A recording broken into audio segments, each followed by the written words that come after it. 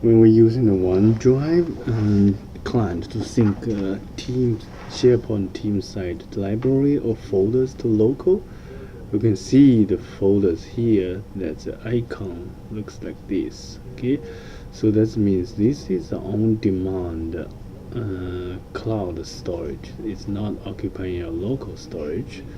Okay, and you can always so when you have this icon, that means you must be online in order to view those files. But you can always make a folder or make a file available like offline, right? Always keep a copy, so it will start sync this folder. And if you look at your client, it will start synchronizing the files. Okay, so then after it's synced, you look at this icon. It looks like this. There's a tip and a green line. That means you have the local copy now. And if you look at the properties, and you can see the size occupying very close to each other, size on a disk.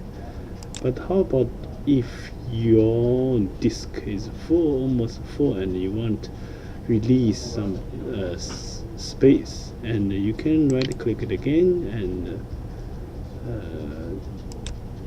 remove this always keep copy. So after is removed always keep copy, this tip like the is empty tip. It's still green. That means you still have a copy locally.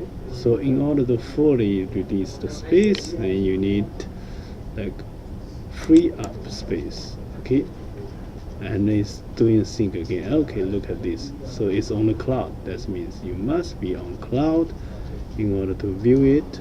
Okay, and if you look at the properties again, assume it will this size on the disk is 0. Okay, so this way how to is manage the space on your local drive. Okay, thanks.